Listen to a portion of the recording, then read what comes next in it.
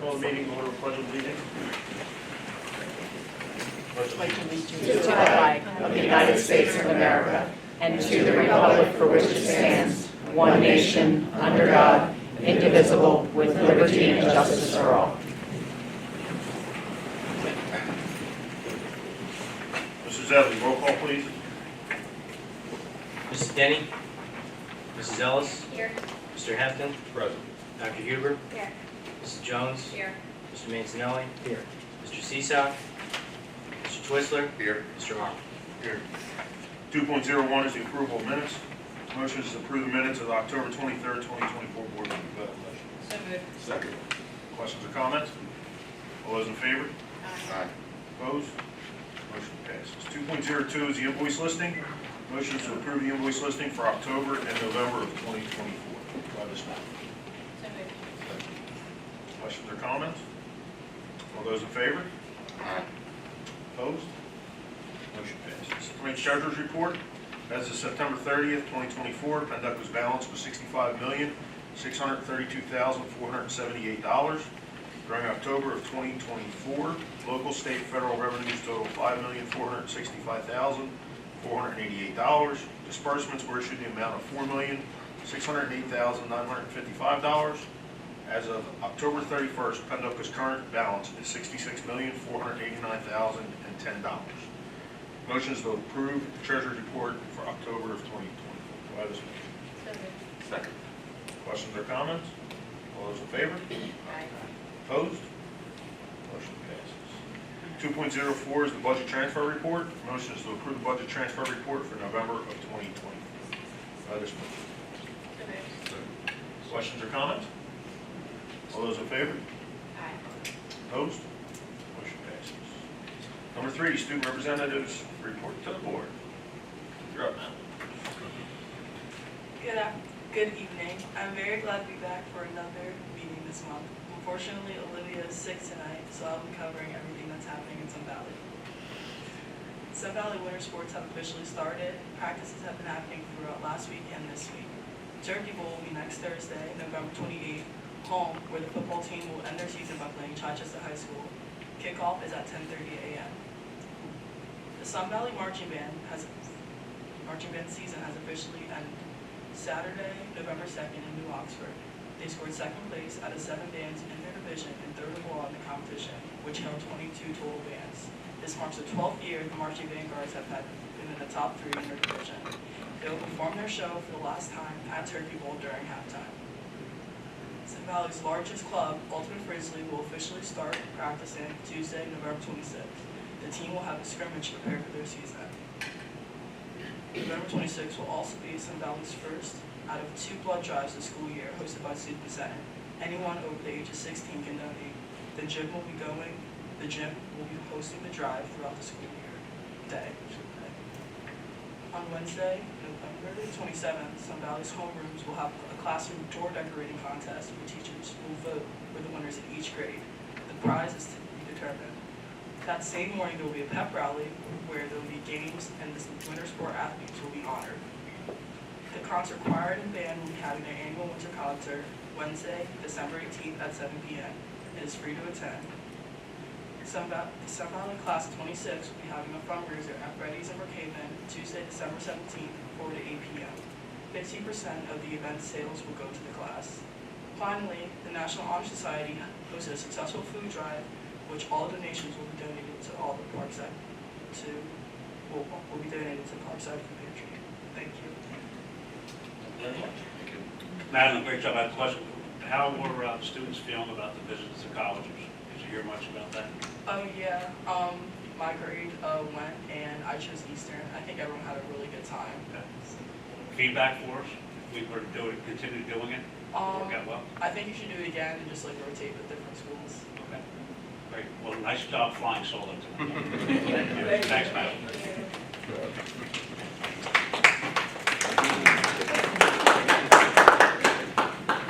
Tonight we're going to move items for board information up to now. We have an audit presentation by Mally. Mr. Zebley will introduce our speaker. Sure. Our audit each year is done by Mealy LLP, certified public accountants out of Oakland, PA. We have Matt Lee here from that firm to do an audit presentation to the board for results from the 2023 school year audit. Turn it over to Matt. Testing. Good evening. As Eric said, my name is Matt Weed. I'm the audit manager on engagement. I represent Malley LLP. First, I want to thank you all for having me present today, and I want to thank the business office for their timeliness and great communication throughout the audit process. When we do an audit, we do two types of audits for our school district.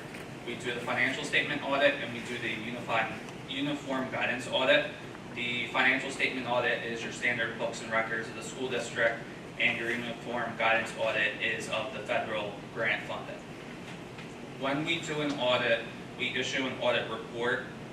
When we issue an audit report, we give an opinion, and for us today, we had unmodified opinions for both the financial statement audit and the compliance federal grant audit. With an unmodified opinion, that's the best opinion that you can get as an audit, so I commend you all for that. This means that the financial statements are free of material misstatement. They comply with US GAAP, which is generally accepted in accounting principles. They comply with GASB, which is governmental reporting standards. There were no scope limitations. Everything that we asked for, we received as part of the audit. We had no audit findings or no non-compliance in terms of financial statements or for federal grant awards. When we did the federal grant awards audit, we audited the educational stabilization funds, which is your COVID-19 money. This is money that has been received over the last so many years to combat with the COVID-19 pandemic, and a lot of that money has been winding down to date, so we're not going to see any new money coming in moving forward. The district is considered a low-risk auditee. That's because they have timely filings and they're in compliance each year. Next page on the handout. So when we have an audit, we have key accounting estimates. These estimates are based off of actual records and data. With the key estimates, the first one we have is capital assets. Capital assets, when you buy a building for $100 million or buy vehicles, there's a cost basis to it, and then we would depreciate the value over the useful life of it. Currently, to date, as of June 30th, 2024, the district had approximately $183 million of capital assets. They depreciated about $5 million during the year, and their accumulated depreciation was approximately $75 million. So that means that their assets have been depreciated about 40% to date. That's really good. The norm is between 40 and 60%, so that means when you're on that low end of the scale that there's a lot of life left on the assets in place. Our next two, they go hand in hand. It's the net pension liability and the net OPEB liability. OPEB stands for other post-employment benefits. These are with PESERS, which is the state's pension consortium with all the other school districts. With this, there was about a 10% decrease in the liability for pension and for OPEB. This was due to the proportionate share of the district, which is based off of retirement contributions, goes with your payroll hand in hand, and the reality is that some of these other districts might be having more employees based off of what they have going on, so theirs might go up some years, yours might go down other years based off of the needs of the students. The last one is compensated absences. This is employee PTO time that hasn't been paid out yet. It's unused. This activity has been level at $1.3 million over the year to year. To the next page of the handout. We have a composition of revenue for the governmental funds. Overall, total revenues was approximately $77 million for the current year, and the prior year was $73 million. It's broken into three main components, which are your local sources, which is mainly your tax dollars and your investment earnings, your state sources, which come from the state of Pennsylvania, in forms of grant subsidies, more specifically the PA Department of Education, and then your federal sources, which are usually passed through from the PA Department of Education and other sources, but it's considered federal funding. To look at this more in detail, the prior period for local sources was approximately 52 million, and the current period was approximately 55 million. This increase was about 3.5 million year over year, and the increase was due to real estate tax millage going up, as well as high interest rates. And the school district has done a nice job of making their money earn money by getting into accounts that give 4 to 5% rates.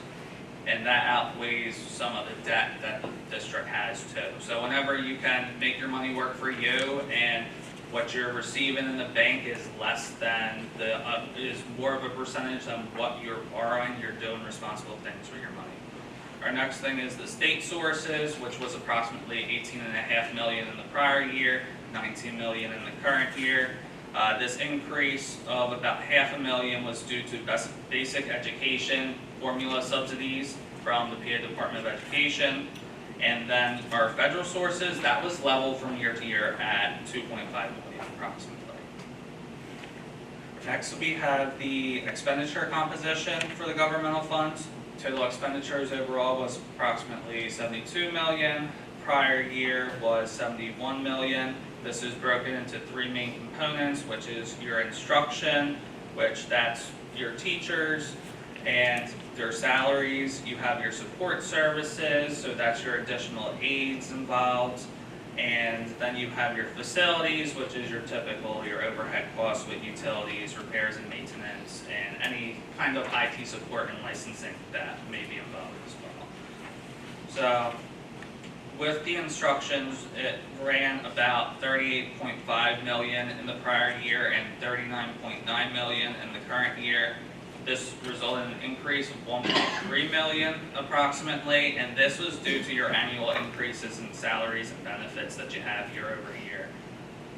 The support services was 21.6 million in the prior year, 23.2 million in the current year, resulting in an increase of approximately 1.6 million year over year. This was primarily due to payroll as well, and then there were some IT support licensing contracts in there.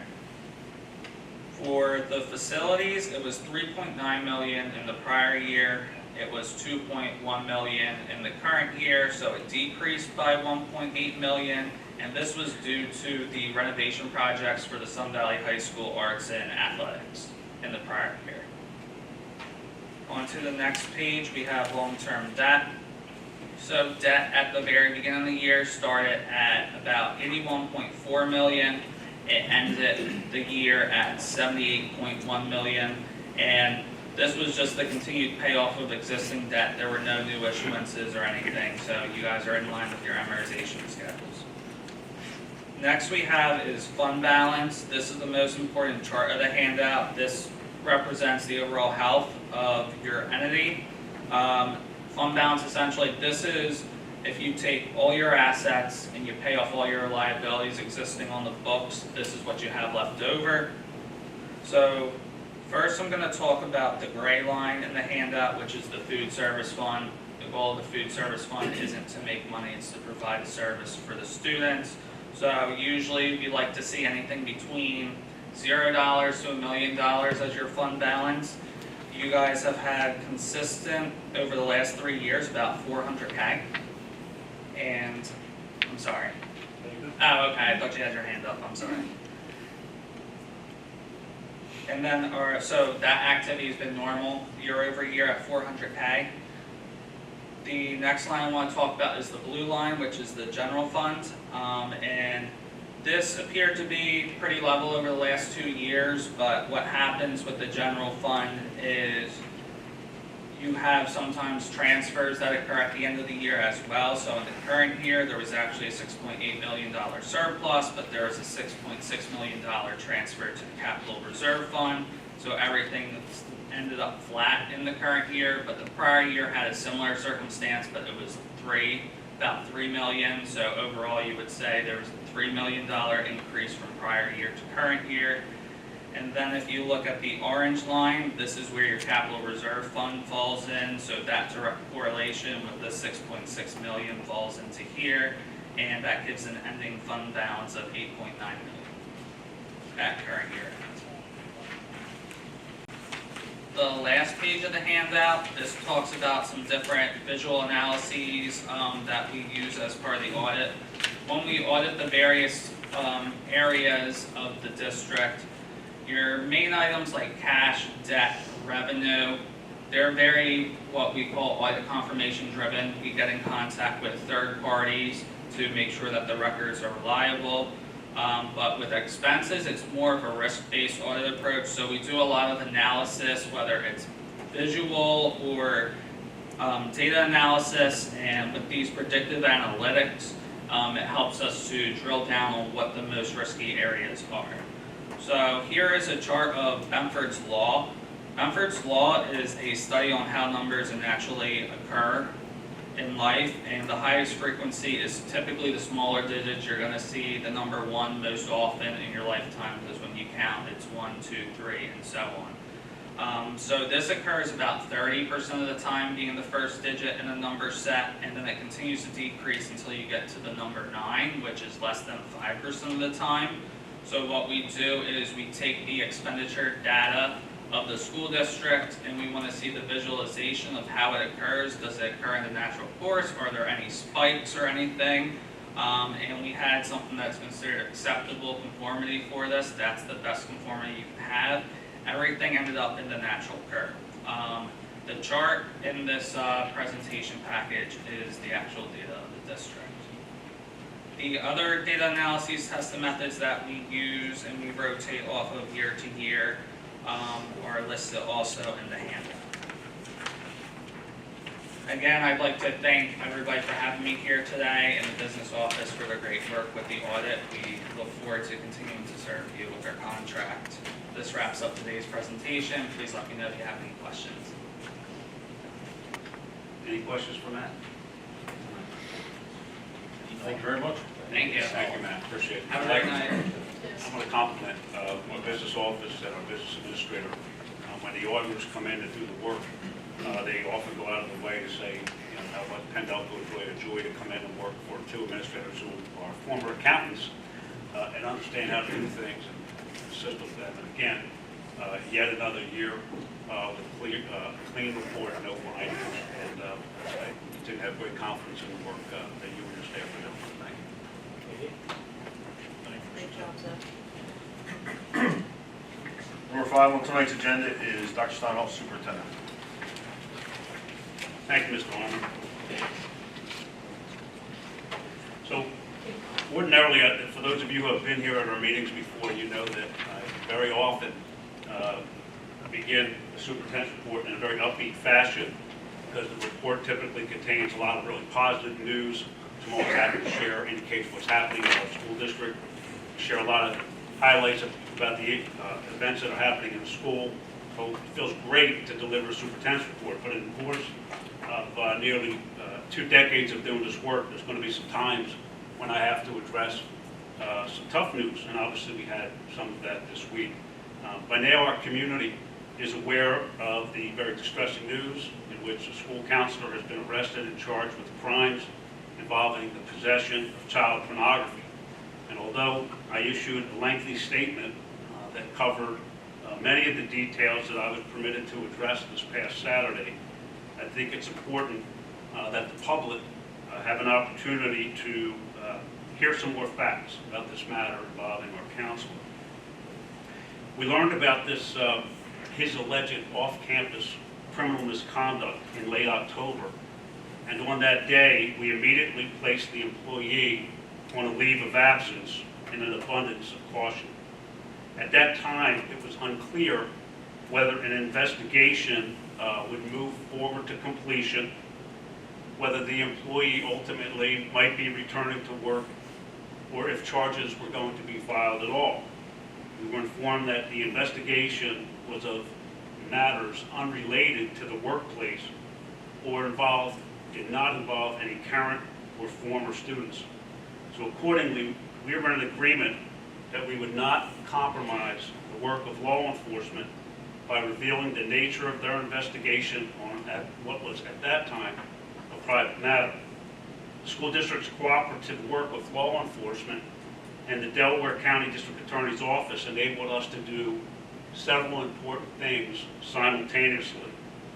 Number one, we were able to protect students from any ongoing interaction with an employee who was being investigated as soon as we learned of the investigation occurring at all.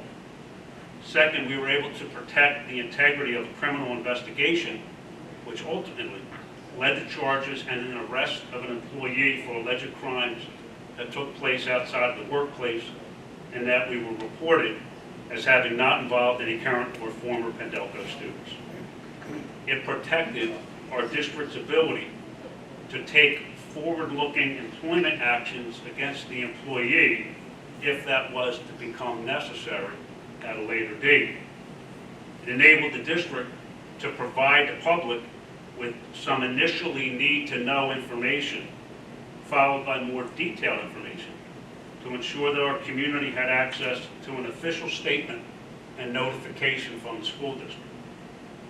It also ensured that the district would not be exposed for liability or defamation claims in the event charges were ultimately dropped or excused.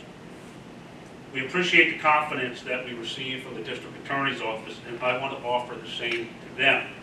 They did what they needed to do to ensure that criminal activity was stopped and will be addressed through the criminal justice system.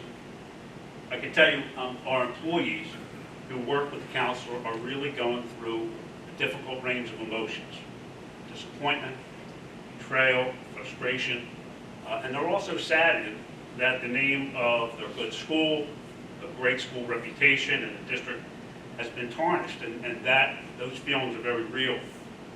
But in the end, we are reminded that governmental agencies did the job that they needed to do. The promise and the process of the criminal justice system will be followed. Unfortunately, this alleged criminal activity didn't involve our students and will not continue. Both the district and the county district attorney's office urges anyone who may have knowledge of any other criminal behaviors to report that to local law enforcement. I've been at the middle school often this week. I'm very proud of how our students have handled this. I'm proud of the rest of our staff who deserve the continued trust and confidence that they should have in their work as professionals. It's a terrible piece of news that we are going to process and move on from, so that we can turn our attention back to getting students ready for life. I appreciate the opportunity to explain a little bit more on that matter of concern, as I know it is the highest priority and the highest focus for us as board members and the superintendent administration over the last few days with that information coming out. So I can continue on with my report. I will mention, as I typically do, I want to thank the board for putting in several hours last week during our committee of the whole discussion. We reviewed and discussed our cyber learning program, reviewed and discussed the Pendelco Flex online system. The board discussed the Navigate 360 safety app that we are using to further enhance safety and security. That's a mobile safety app that we'll be working on. We talked about restarting work around our Portrait of a Graduate 2.0, if you will. The board agreed to limit any tax increase to no more than the assigned Pendelco Act 1 index and gave us direction to build a budget around that. So we will not exceed our assigned Act 1 taxing index. We discussed high school requirements for graduation, and we reviewed all of tonight's agenda items in advance. American Education Week. It's hard to believe, this event started well over 100 years ago and was put in place to ensure and to fight for the ability for every American child to have access to a free and appropriate education. And many, many years later, we still take a moment to stop and recognize American Education Week.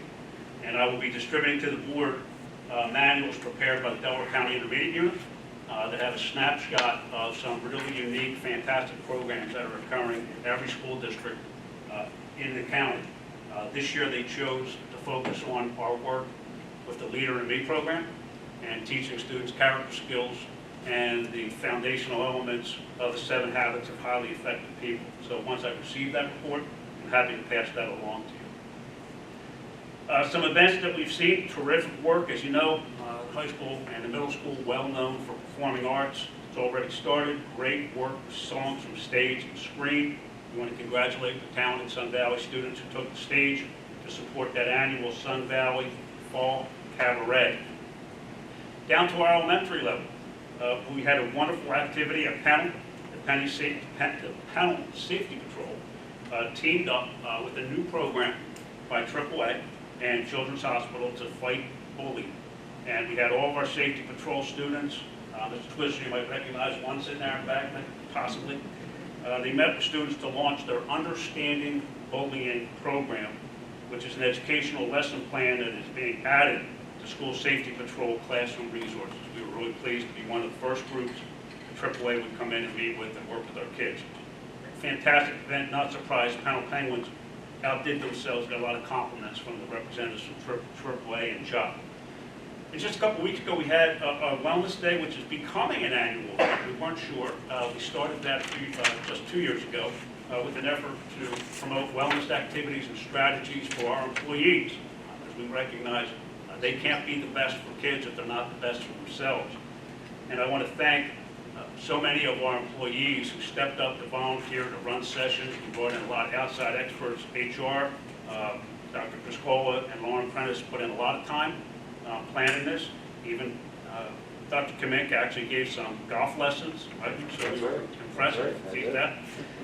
Really fantastic day. The feedback that we're getting is that people are picking up effective skills, mindfulness, stress reduction, biometrics, reducing stress on the body, different practices, different tips, just to increase employee wellness. And it's become quite a nice event. We will likely be continuing it on an annual basis.